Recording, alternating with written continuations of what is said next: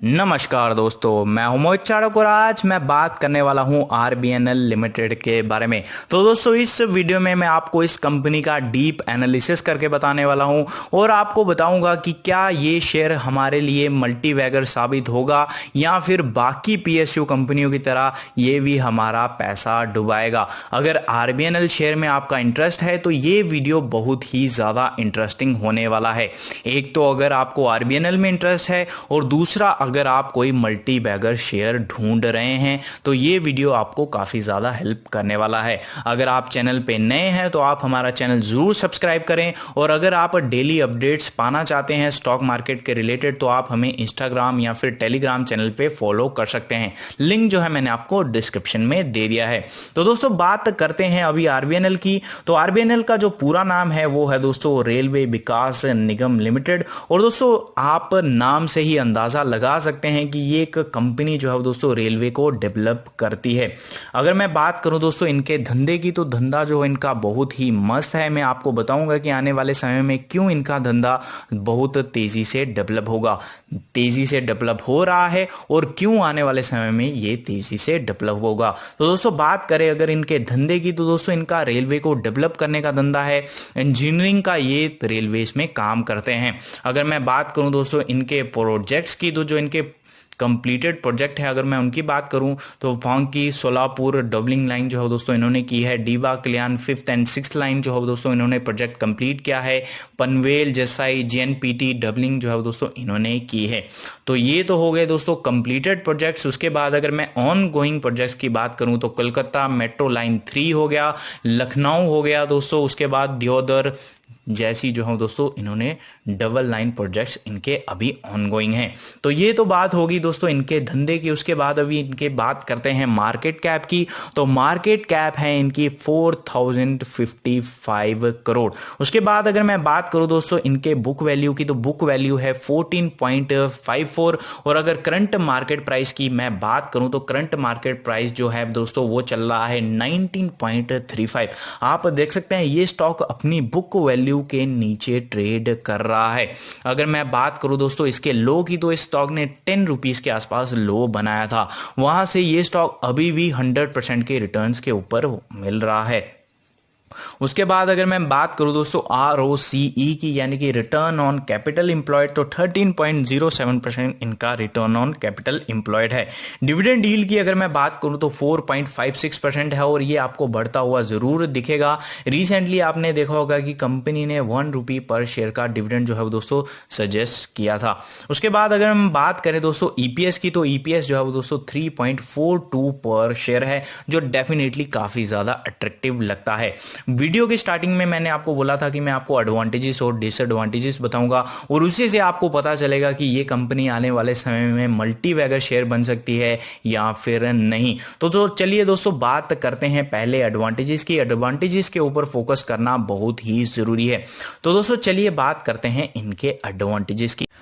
तो दोस्तों बात करते हैं पहली एडवांटेज की। तो दोस्तों पहली एडवांटेज जो हम एक मल्टीबैगर शेयर में ढूंढते हैं वो है दोस्तों सेल्स ग्रोथ। तो जो इनकी सेल्स ग्रोथ है वो बहुत ही शानदार है और कॉन्टिन्यूसली अच्छा परफॉर्मेंस दिखा रही हैं। एक मल्टीबैगर में जो सेल्स ग्रोथ होती हैं वो बहुत ही अच्छी होती हैं। अगर मैं TTM यानी कि ट्रेलिंग 12 मंथ्स की बात करूं तो 31.92% है जो डेफिनेटली अच्छी है। उसके बाद 3 साल की बात करूं तो 34.93% है और अगर 5 साल की बात करूं तो 35.80% है जो मल्टीबैगर शेयर में आपको दिखती हैं। उसके बाद अगर मैं बात करूं दोस्तों अगली चीज़ की तो दोस्तों कंपनी के पास एफिशिएंट कैश कन्वर्जन साइकिल है ऑफ 20.59 डेज जो डेफिनेटली कंपनी के लिए एक एडवांटेज है। उसके बाद हम बात करते हैं कंपनी की कि कंपनी के जो प्रमोटर्स हैं उनके पास कितनी होल्डिंग है। डेफिनेटली जब आप प्रमोटर होल्डिंग्स देखते हो तो आपको बहुत कॉन्फिडेंस मिलता है, बट पीएसयू में ये आम है, आप अच्छे से जानते हैं, बट डेफिनेटली एक एडवांटेज ज़रूर है प्रमोटर होल्डिंग का। उसके बाद सबसे ज़्यादा इंपॉर्टेंट चीज़ जो हम देखते हैं मल्टीबैगर शेयर में वो ये है कि कंपनी का मार्केट शेयर बढ़ रहा है या फिर कम हो रहा है। तो दोस्तों अगर हम 5 साल की बात करें तो जो इनका मार्केट शेयर है वो अच्छे तरीके से ग्रो हो रहा है। अगर मैं बात करूं 5 साल पहले तो 5.4% था और अभी ये बढ़ के 0.79% हो चुका है, जो कंपनी के लिए बहुत ही बड़ी एडवांटेज है। उसके बाद दोस्तों एक मल्टी बैगर शेयर जो हो दोस्तों अपनी इंडस्ट्री से बेटर करता है, और ये कंपनी जो है दोस्तों अपनी इंडस्ट्री से बेटर कर रही है। जो इनका रेवेन्यू ग्रोथ है वो इंडस्ट्री से बेटर है। तो चलिए बात करते हैं आगे। दोस्तों ये मैं कवर कर चुका हूँ स्ट्रॉन्ग प्रमोटर होल्डिंग, तो ये गलती से आ गया है। उसके बाद दोस्तों सबसे ज़्यादा इंपॉर्टेंट चीज़ की मैं बात करूँगा जो इनके लिए एडवांटेज है, वो है रेलवेज़ का पोटेंशियल। आप बोलोगे कि ये सबसे बड़ा एडवांटेज कैसे है, तो दोस्तों मैं आपको बोलूँगा कि आप एक बार रिसर्च करें और कंपैरिजन करें इंडियन रेलवेज़ को और जो फॉरेन की कंट्रीज़ हैं उनके रेलवेज़ को। आप डेफिनेटली पाएंगे कि जो हमारा रेलवेज़ है वो बहुत ही पीछे है, और अगर हम पीछे हैं तो अगर हमें आगे बढ़ना है, जीडीपी अपना बढ़ाना है, या फिर हमें आने वाले समय में विश्व गुरु बनना है, तो हमें अपना रेलवेज़ भी डेवलप करना पड़ेगा। और अगर रेलवे का डेवलपमेंट होगा तो दोस्तों आरबीएनएल उसका एक बड़ा कंटेंडर रहेगा। तो ये आपको ध्यान ज़रूर रखना है। और दोस्तों अगर डेवलप होगा तो डेफिनेटली आरबीएनएल उसका पूरा फ़ायदा उठाएगा। आपको पता है कि बायकॉट चाइना का मूवमेंट जो है वो अच्छे तरीके से चल रहा है, और बहुत से जो प्रोजेक्ट हैं वो चाइनीज़ कंपनियों से छीने गए हैं। तो अगर छीने गए हैं तो वो किसी इंडियन कंपनी को ही दिए जाएंगे, और अगर दिए जाएंगे तो इससे दोस्तों इंडियन कंपनियों को ही प्रॉफिट होगा।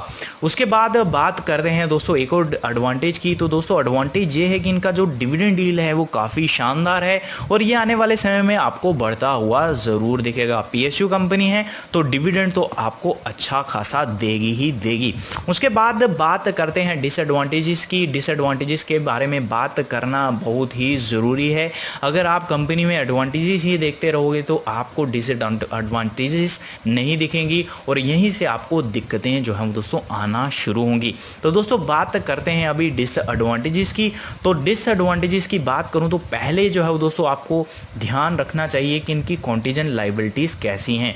तो अगर मैं बात करूं दोस्तों इनके कॉन्टीजेंट लाइबिलिटीज़ की, तो 4622.35 करोड़ का इनके ऊपर कॉन्टीजेंट लाइबिलिटीज़ है। अगर आप कॉन्टीजेंट लाइबिलिटीज़ को नहीं समझते तो मैं आपको समझाने के लिए एग्जाम्पल देना चाहूँगा। As a shopkeeper, let's say मैं एक शॉपकीपर हूँ और आप मेरे पास 2 बिस्किट लेने आते हैं, और आप मुझे बोलते हैं कि ये बिस्किट के पैसे मैं आपको 2 दिन में चुका दूंगा। अगर आप वो पैसा चुका देते हो तो कॉन्टीजेंट लाइबिलिटीज़ नहीं रहेंगी, और अगर अब वो पैसा आप नहीं चुकाते हो तो कॉन्टीजेंट लाइबिलिटीज़ दोस्तों लाइबिलिटीज़ में बदल जाएंगी। आई होप आप इस एग्जाम्पल से मेरी बात समझ पाए हैं। उसके बाद बात करते हैं अगली चीज़ की। तो दोस्तों इनके पास जो है वो negative cash flow from operations है ऑफ -292.99, जिस पे आपका फोकस ज़रूर होना चाहिए। उसके बाद बात करते हैं इस कंपनियों की या फिर इन कंपनियों का अंडर परफॉर्मेंस, और अंडर परफॉर्मेंस का कारण आप देख सकते हैं पीएसयू टैग। पीएसयू कंपनी होने की वजह से आप देखते हैं कि जो पीएसयू कंपनियां हैं वो अब बहुत ही ज़्यादा अंडर परफॉर्मेंस दिखाती हैं, और आपको जो है वो दोस्तों गिना चुना पैसा कमा के देती हैं। अगर आप ओएनजीसी लेके बैठे हैं, आईओसी लेके बैठे हैं, या फिर आप कोई भी पीएसयू कंपनी लेके बैठे हैं, तो आपने लॉन्ग टर्म में देखा होगा मल्टी बैगर तो छोड़िए, उन्होंने आपको रिटर्न्स ही कमा के नहीं दिए होंगे। इसमें कोई दो राय नहीं है, इसमें आप जो है दोस्तों वो शक नहीं कर सकते। बट कंपनी कैसी है और उसका पोटेंशियल कैसा है, किस सेक्टर की है और आने वाले समय में किस बेस पे बढ़ सकती है, ये मैंने आपको पूरी तरह क्लियर किया है। डिसएडवांटेजेस और भी बहुत ज़्यादा होती हैं कंपनी में, ये नहीं है कि 3 डिसएडवांटेजेस देखी और कंपनी में बोल दिया कि एडवांटेजेस इतनी है और डिसएडवांटेजेस इतनी है। बट मुझे जो मेन डिसएडवांटेजेस दिखी इस कंपनी में वो मैंने आपको बता दी हैं। तो चलिए बात करते हैं उसके बाद इनके दोस्तों अगली चीज़ की। तो दोस्तों कोविड-19 की वजह से भी इनको काफ़ी ज़्यादा इम्पैक्ट पड़ा है, और हर एक कंपनी को इम्पैक्ट पड़ा है। ये कोई ज़्यादा डिसएडवांटेजेस वाली बात नहीं है, बट डेफिनेटली कवर करना बहुत ही ज़रूरी है। कोविड-19 की वजह से डेफिनेटली प्रेशर जो है वो दोस्तों देखने को मिला है और उसी प्रेशर की वजह से आपने ये स्टॉक प्राइस 10 रुपीज़ के आसपास देखा है। इसलिए कोविड-19 पे जो है वो दोस्तों आप ज़्यादा फोकस नहीं कर सकते, क्योंकि उसका पूरा स्टॉक प्राइस में एडजस्टमेंट हुआ है। उसके बाद हम बात करते हैं इनके शेयर होल्डिंग पैटर्न की। शेयर होल्डिंग पैटर्न के बारे में बात करना बहुत ही ज़रूरी है। तो दोस्तों प्रमोटर्स के पास 87.84% की होल्डिंग पड़ी हुई है। FIS की अगर मैं बात करूं तो 0.4% की होल्डिंग पड़ी हुई है। उसके बाद अगर मैं बात करूं DIs की तो DIs के पास 2.28% की होल्डिंग पड़ी हुई है और म्यूचुअल फंड्स की अगर मैं बात करूं तो दोस्तों 1.59% की होल्डिंग पड़ी हुई है। अदर्स की अगर मैं बात करूं तो 7.89% की होल्डिंग जो है वो दोस्तों पड़ी हुई है। अगर आप इनका शेयर होल्डिंग पैटर्न देखते हो तो आपको काफ़ी ज़्यादा पॉजिटिव रिजल्ट देखने को मिलेगा।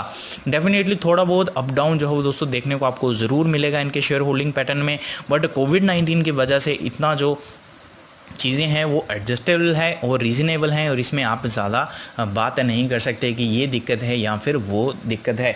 इसलिए मैं आपको ये सलाह दूंगा कि RBNL आप करंट मार्केट प्राइस में एक्यूमुलेट कर सकते हैं और शानदार कंपनी है और इसका पोटेंशियल जो है वो दोस्तों बहुत ही शानदार है। जो एक मल्टीबैगर शेयर में होनी चाहिए वो इस कंपनी में अच्छी खासी है। तो आपको वीडियो कैसा लगा आप कमेंट करके ज़रूर बता सकते हैं।